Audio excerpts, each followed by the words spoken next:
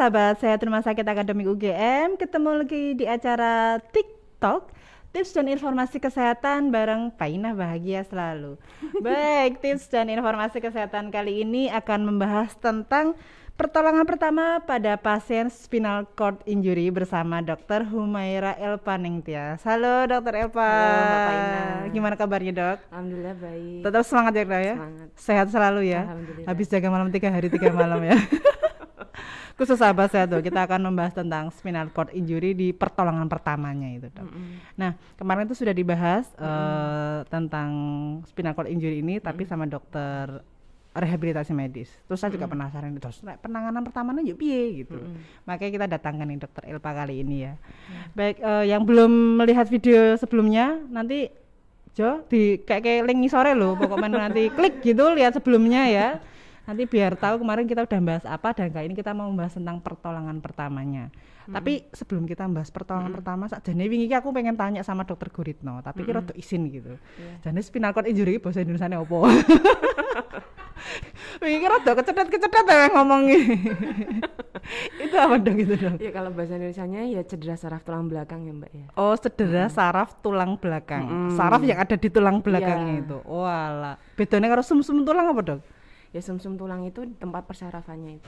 Oh alah, mau ngomong ketuingit dong.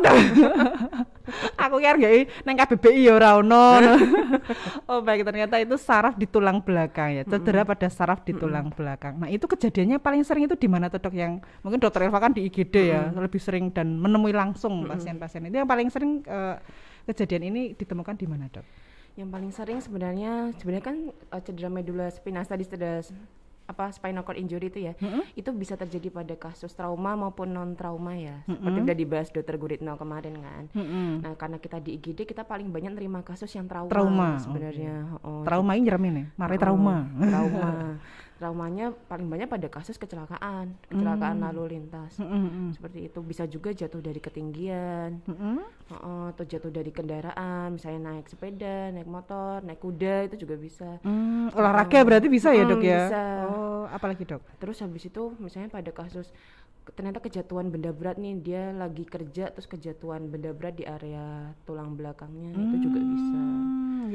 Atau pada kasus kayak kekerasan, jadi misalnya dipukulin orang di area tulang belakang leher atau punggungnya, atau misalnya pada kasus ini ya kayak pijat yang tidak benar, pijatnya di area tulang belakang terus terjadi kerusakan, ternyata dia sudah ada faktor resiko osteoporosis misalnya, terus dipijat area situ ya bisa jadi patah juga gitu. Oh iya. Oh ternyata ini ya, selama ini tuh mindsetnya kita kalau cedera tulang belakang atau saraf tulang belakang itu ya paling enggak kecelakaan, jatuh dari ketinggian. Ternyata satu tadi waktu kita kerja kejatuhan itu juga resiko ya.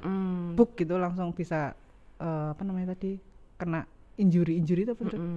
Trauma. Trauma. Jejas luka. Kemudian olahraga apalagi yang ada gulat-gulatnya, kecepatan tinggi gitu juga bisa ya dok ya. Misalnya sepak bola atau basket kayak gitu yang dia ternyata salah posisi jatuh, nah itu juga bisa. Oh iya, ternyata jatuh mempengaruhi masa depan Anda. Hati-hati. Okay. Hati-hati.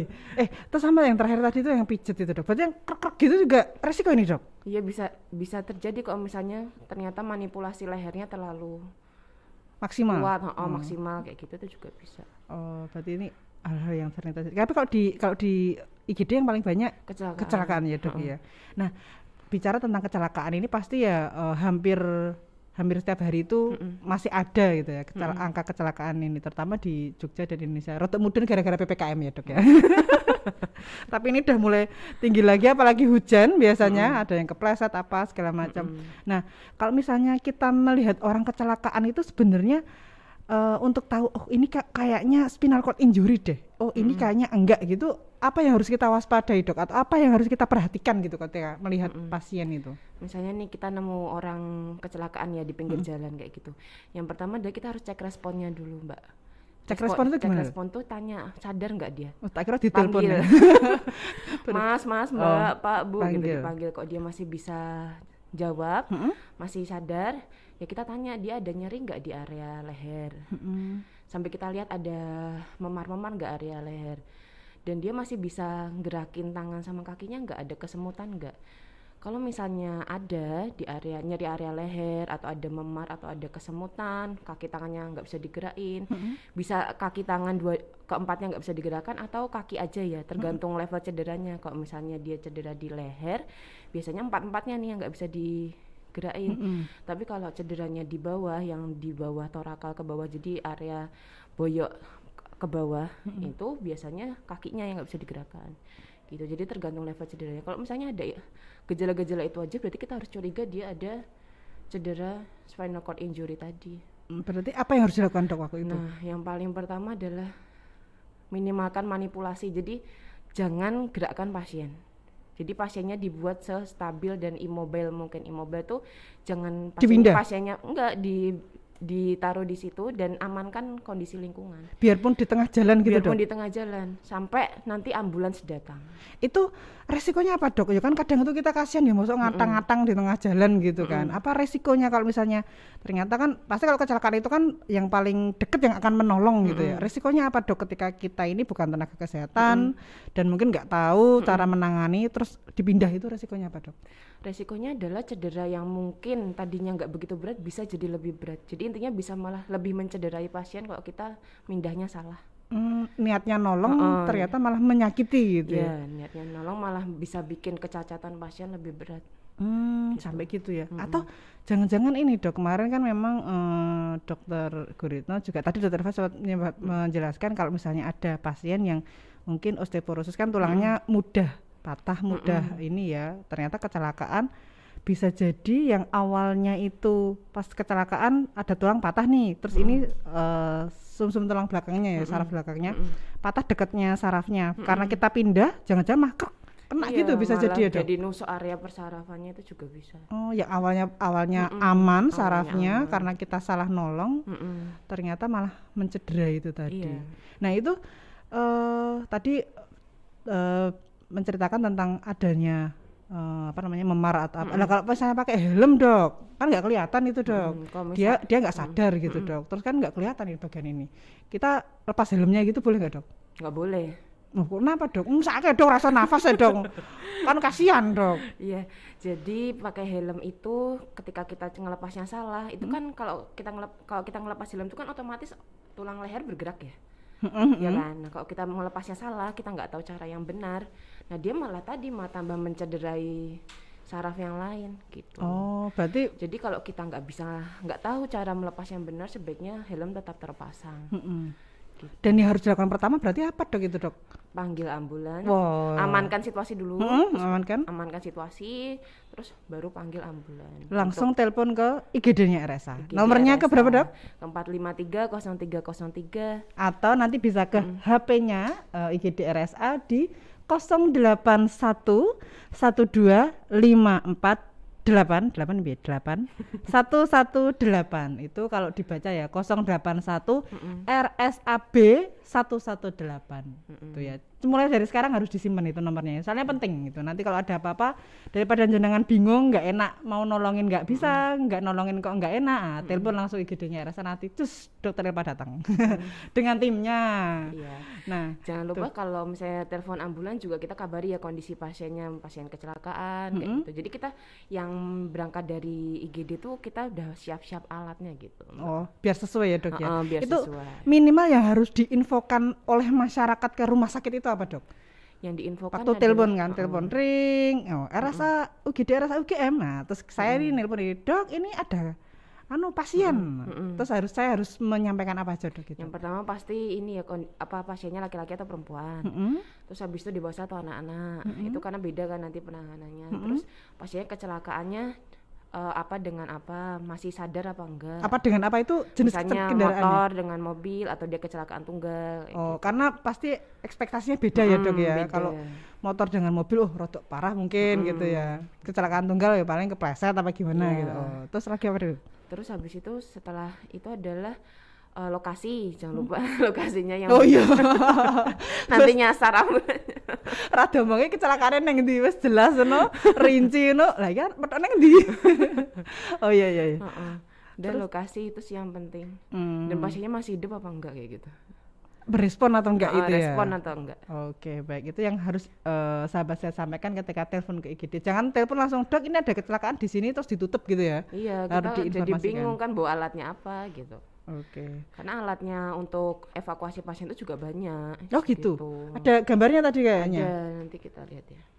Oh ini tadi ini ya. Ini area. Jadi tulang belakang kita tuh memang panjang banget ya dan ya ini area yang paling parah kalau misalnya terjadi kecelakaan. Itu adalah area servikal, jadi area tulang leher.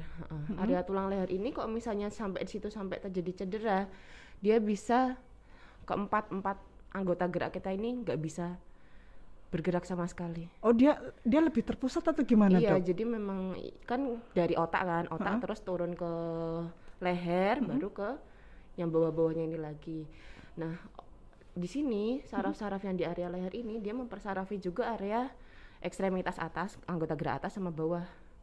Gitu. Jadi kok cedera di situ ya otomatis semua. Iya, semua kena. Bahkan di situ kan juga ada ini ya, persarafan yang untuk jantung sama nafas. Nah, kalau di situ kenanya berat, ya bisa langsung henti jantung dan henti nafas mendadak. Makanya kadang kita juga beberapa kali jemput pasien kecelakaan itu, meskipun kecelakaan tunggal kadang sampai sana pasien udah meninggal. Nah, itu mungkin memang cederanya langsung di tulang belakang area lehernya langsung patah. Itu satu titik kecil itu tapi ya ini ya 6 segmen ini. Oh 6 segmen, cuma 6 bagian aja. Padahal kalau torak kan lebih panjang itu, tapi itu yang malah justru lebih parah ya. Bukan berarti meringankan yang ini ya, tapi yang itu karena lebih. Iya ini sampai torak yang bagian atas ini sebenarnya.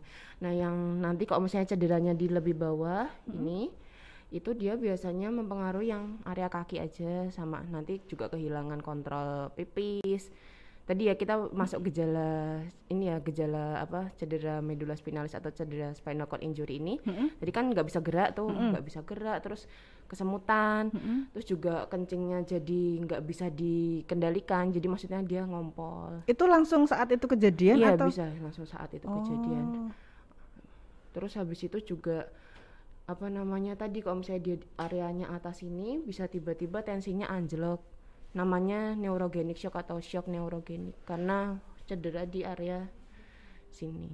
Itu berapa lama Dok tanda gejala ini bisa muncul dari habis kecelakaan jebret gitu sampai muncul tanda gejalanya itu Dok? Sebenarnya berapa lamanya tergantung keparahan cederanya.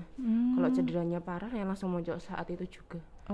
Gitu. Tapi kalau cederanya ringan itu ya atau sedang itu mungkin nanti bisa muncul beberapa jam kemudian. Tapi biasanya kalau yang kita temukan di IGD itu ya langsung ketika sampai di IGD kan kita observasi, nah ternyata terus tensinya anjlok, tensinya turun, terus nadinya juga turun kecepatannya gitu. Udah sampai mau shock gitu ya Dok ya? Iya namanya shock neurogenik. Nah kalau tensinya makin turun nggak kita tangani ya nanti resikonya juga henti jantung, henti nafas. Meninggal ya Dok ya? Separah itu ya. Pantesan kalau dulu ada film-film silat itu ternyata relate ya. Kalau film silat kan udah dituk gitu, meninggal itu berarti bisa terjadi beneran ya. Bisa kalau memang cederanya pas di cervical area sarafnya situ. Oh, iya. Ternyata serem juga ya. Nah, itu berarti kalau misalnya dia udah dipanggil nih Dok sama tim IGD-nya RSA itu. Nah, itu penanganannya kayak gimana Dok itu di lapangan itu? Apa langsung dipindah ke ambulan bawa ke RSA atau gimana Dok? Kan tadi kan nggak boleh dibawa kemana-mana tuh, harus stay aman, yang penting lingkungannya diamankan, tengah-tengah jalan pun ojo dipindah gitu kan. Itu diapain Dok? Nah kalau kita benar-benar nggak yakin kita bisa melakukan, sebenarnya tadi ya benar-benar ya udah pasiennya, yang penting pasiennya aman, jangan banyak gerakan, terus baru kita panggil ambulan. Tapi kalau kita mau biar ternyata pasiennya ada curiga cedera area tulang belakang dan dia pasiennya biasanya gelisah kan. Kok gelisah kan dia akan gerak-gerak terus kan. Nah itu kita bisa tolong dengan namanya imobilisasi area leher. Jadi posisinya kayak gini. Kelihatan nggak ini? Oh, aku rada ini nih. Aku ora penting kok, aku ora penting. Ini. Ya, jadi kita ini nih berada di atas kepala pasien, terus tangan kita taruh di sampingnya dan kita imobilisasi lehernya kanan kiri gitu. Jadi jangan sampai lehernya gerak-gerak, intinya itu. Ini. Terus ini Jadi penolong yang lain itu kalau misalnya mau ngangkat atau balik pasien juga harus 3 orang ini. Jadi ada yang ngangkat area sini gitu. Ini memang tangannya harus nyilang gini dok? Iya harus nyilang. Biar lebih stabil ininya. Oh ya, soalnya kalau gerak kesenggol sama temennya kan udah bareng gitu ya, kerasa gitu ya. Kalau jalannya sendiri-sendiri. Oh ini harus imobilisasi. Ini harus begini sampai misalnya nih yang nolong ini bukan tenaga medis atau tidak punya kompetensi untuk menolong, ini harus kayak gini sampai berapa lama? Harus kayak gitu sampai ambulan datang dan tenaga medis datang. Oh nek keju ya lumayan ya. Nek suwe ya lumayan keju maksudku. Bisa gantian orang nggak ini? Boleh nggak? Nggak malah kesemutan dewe. Iya. Oke, baik. Mungkin ada gambar yang lain? Ya ini atau misalnya kita kesemutan keju nih ya. Oh iya. Nah, ono lah yang alternatifnya lumayan lah ya. Ya ada alternatifnya, kita bisa pasang nih penyangga di atas dan kanan kiri pasien. Ini kok pakai batu bata dok ini dok? Ya ini intinya kan kalau misalnya dia nggak ada penyangganya ini, nanti dia lepaskan ininya Ini kan semacam kayak handuk atau kain gitu ya. Kain tebel. Dia untuk biar pasiennya nggak gerak, biar empuk dan pasiennya nggak gerak, intinya untuk imobilisasi. Nah ini juga kanan kiri pasien ini juga dikasih kayak selimut. Kenapa dok ini dok? Ini tujuannya biar imobilisasi. Oh biar nggak gerak. Tapi ini perlu harus pakai sangga kayak gini nggak dok? Ini kan ada. Sebaiknya sih iya, tapi kalau nggak ada ya seadanya aja. Itu yang lebih baik daripada tidak ya? Iya. Lebih baik daripada tidak. Ini yang kalau misalnya kita mau nolong dan kita tahu caranya seperti ini, boleh seperti ini. Yang penting jangan nolong tapi kita nggak tahu caranya. Mending rasa nolong ya daripada nambah cedera. Ya benar. Mending langsung telepon ambulan. Langsung telepon. Aja. Oke, langsung telepon ke 4530303. Oke. Nah terus ini pada kasus cedera area servikal, curiga area tulang belakang leher itu juga kita ketika buka saluran nafas itu juga harus hati-hati. Kok biasanya kita bisa head chin lift, head itu kepalanya dinaikkan terus dagunya dinaikkan gini, tapi kan kok kepala dinaikkan gini kan tulang belakangnya dia akan posisi gini kan, nah itu gitu ya? Meningkatkan resiko cedera, makanya kita pakai namanya jauh teras. Jadi dibuka ininya ini apa namanya, mandibula. Tulang rahang bawah. Tulang rahang, ya. Tulang rahang bawahnya. Tapi ini harus tenaga profesional ya, pastinya ya. Tenaga profesional atau memang yang terlatih. Oke. Yang sudah punya kompetensi. Nah, ini yang sering kelihatan di TV ya ini ya. Jadi nanti tim medis ambulan itu datang dengan bawa alat-alat ini. Jadi ada namanya collar neck. Jadi ketika tadi kan kita udah lakukan imobilisasi pakai tangan ya. Kalau nanti udah tenaga medis datang, mereka udah bawa ini, ya udah kita nggak usah kayak gitu lagi. Gitu. Oh, tapi kira tenaga medis itu kan ambulan nyekelin terus ya. Aku mengatakan berapa lamakah tenaga kesehatan muncul kesemutan? Oh ternyata pakai ini ya? Ya pakai collar neck namanya. Untuk penyangga lehernya ya, biar dia nggak gerak-gerak itu ya. Terus nanti ini namanya long spine board, jadi papan untuk bawa pasiennya. Ini papannya kan keras ya dia, jadi fungsinya adalah untuk menyetabilkan area tulang belakangnya. Oh nggak yang empuk dok kalau ngangkat itu dok? Nggak boleh malahan. Oh biar dia posisinya lurus terus gitu, nggak melengkung gitu ya. Oh. Ini salah satunya sama kayak tadi long spine board, bisa juga pakai namanya scope stretcher. Bedanya apa dok sama yang tadi itu? Kalau yang tadi itu, kalau yang ini itu kan dia kayak papan aja. Nah kalau yang ini itu dia bisa dibuka nih tengahnya. Jadi nanti masukkannya dari kanan sama kiri, terus baru dikunci. Kayak gitu. Oh kalau yang tadi yang sebenarnya sama aja, maksudnya mau pakai yang itu atau yang itu juga sama aja. Lebih enak yang mana dok? Biasanya kita malah lebih enak yang ini sih. Ini karena bisa masukkan kanan kiri. Nggak perlu mindah pasiennya dimiring-miring kayak gitu ya, mengurangi risiko cedera lebih lanjut ya. Mesti kira larang ini mesti. Tapi dia memang lebih aman ya. Ini yang kepala mana sih dok ini?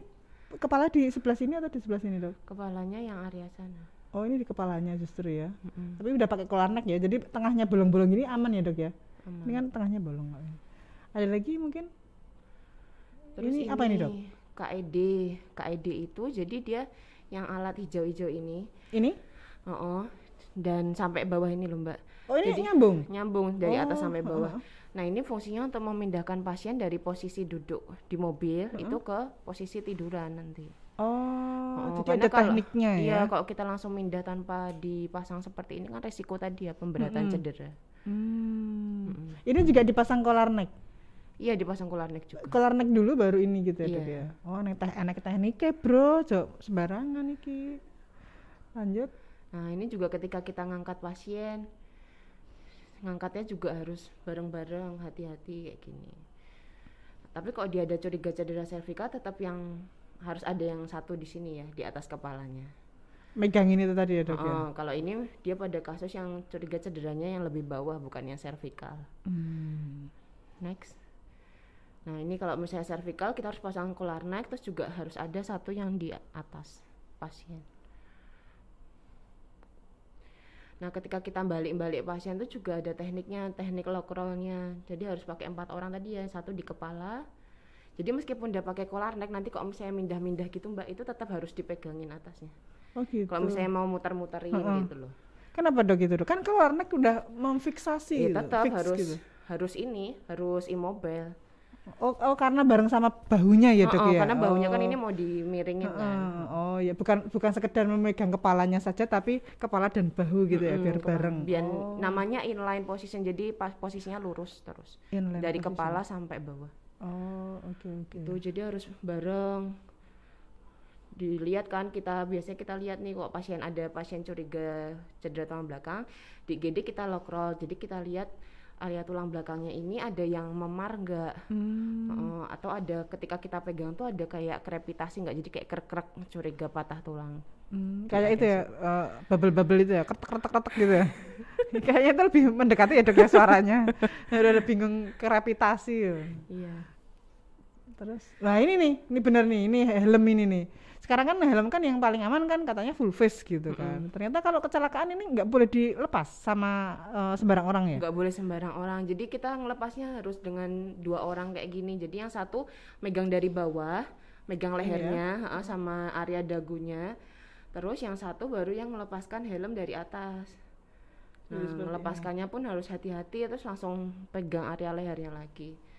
Gitu. Jadi kalau misalnya kita bantu pasien di jalan, kita bantu lepas helmnya tapi cuma sendirian dan tanpa teknik kayak gini, malah resiko cedera servikalnya lebih tinggi lagi. Yang awalnya jangan-jangan nggak kena, malah jadi kena ya. Ya, jadi kalau misalnya kita nemu dan kita nggak bisa buka, kita nggak bisa pastiin nih kepala dan leher stabil, mendingan helmnya dibawa aja. Maksudnya jangan dilepas. Biar nanti pasiennya kita lepas oleh tenaga medis ketika sampai di IGD atau ketika di lokasi kejadian. Pernah nggak Dok nemuin pasien itu yang takon loh, tapi ya penasaran gue. Pernah nggak nemu pasien yang pakai helm gini ternyata helmnya nggak bisa dilepas Dok? Selama saya jaga IGD belum pernah ada yang helmnya tetap terpasang. Berarti tenaga kesehatannya bisa ngelepas helm dengan aman. Bukan, maksudnya justru udah dilepas orang-orang di sana, lebih bahaya.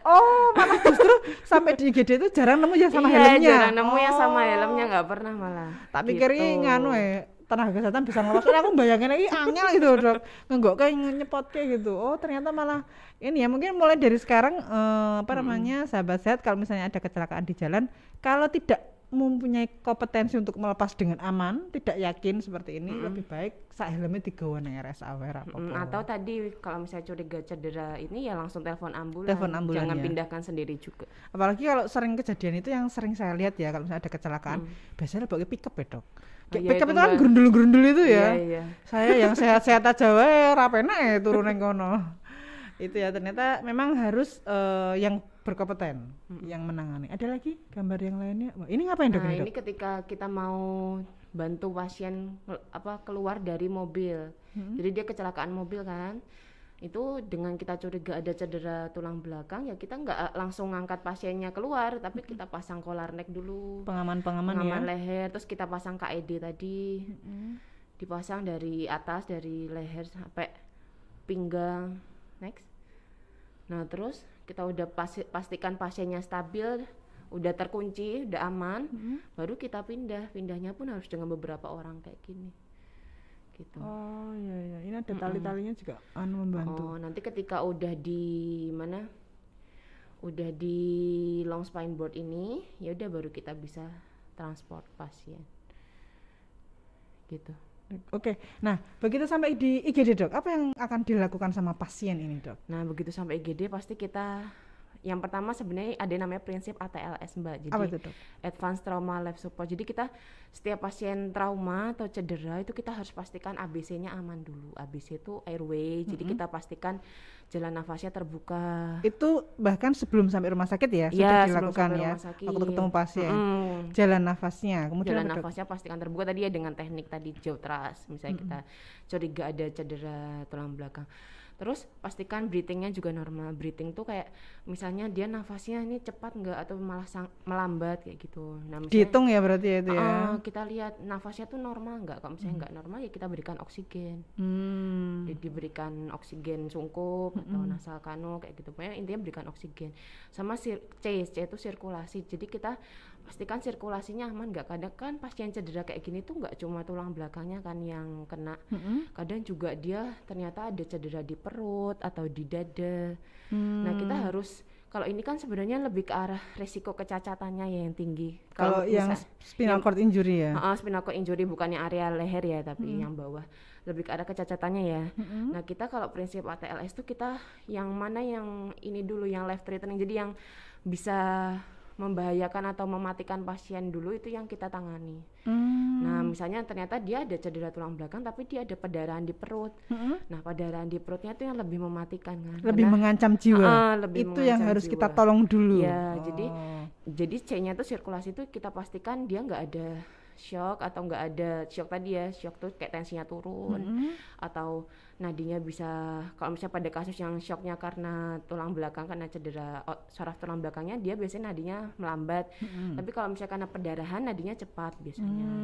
Nah kita pastikan nggak ada cedera yang lain nih yang mengancam nyawa kayak tadi yang dada atau perut. Yang perdarahan di dalam. Nah kalau misalnya itu kita pastikan aman, nggak ada patah tulang juga yang mengancam nyawa, biasanya patah tulang area pinggul sini lah. Itu juga kalau ada patah tulang mengancam nyawa atau area paha. Itu karena risiko perdarahannya banyak.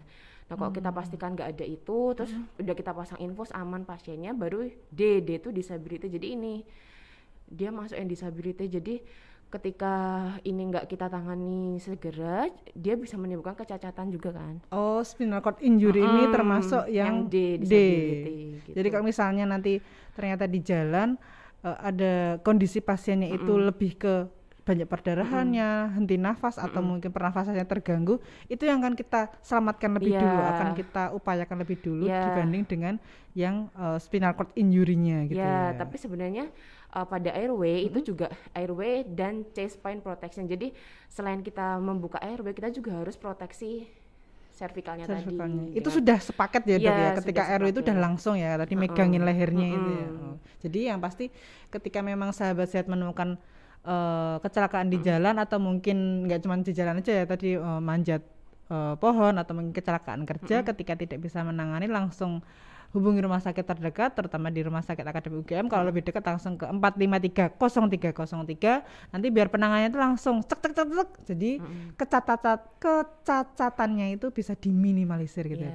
Semakin cepat ditangani, semakin cepat mudah sembuhnya. Nah itu kita taunya dia beneran ada cedera tulang belakang atau enggak tuh ya dengan ini kan, dengan diagnosis kan, dengan pemeriksaan diagnostik. Kita punya nih di RSA kan Mbak, ada ronsen, ada MRI, ada CT scan juga. Nah biasanya yang kita lakukan itu ronsen dulu, yang paling murah kan. Ronsen kok ada curiga, oh kok ini kayaknya patah ya. Nah biasanya kita konsulkan ke DPJP itu kayak dokter spesialisnya gitu. Biasanya kita konsul ke dokter Adam, karena dokter Adam yang spesialis ortopedi, tulang belakang. Nah biasanya dari beliau minta untuk CT scan untuk memastikan apakah sarafnya kena atau tidak ya, atau ini tulangnya tuh yang patah itu seberapa parah kayak gitu. Oh karena kalau kalau di ronsen sama CT scan hasilnya lain ya dok? Beda, lebih jelas CT scan. Nah kalau MRI itu lebih ke arah sarafnya itu yang kena tuh udah seberapa parah. Jadi kalau MRI itu lebih melihat persarafannya, kalau CT scan lebih pertulangan. Gitu. Nah kalau tadi yang modalitas paling murah dan ya bisa mendiagnosis juga ya ronsen.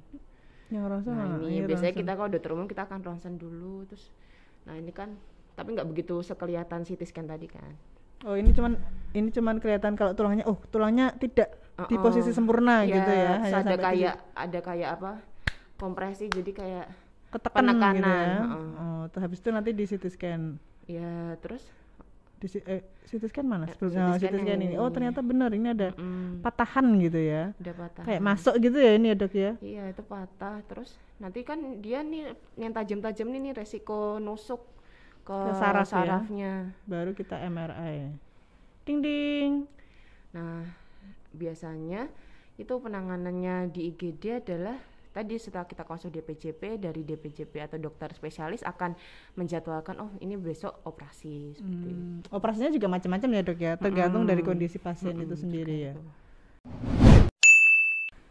Kalau misalnya ternyata ada nggak sih, Dok, kecelakaan spinal cord injury itu yang tidak pakai operasi? Kecelakaan spinal cord injury yang tidak pakai operasi atau mungkin hanya obat saja, konservatif aja, itu ada nggak, Dok?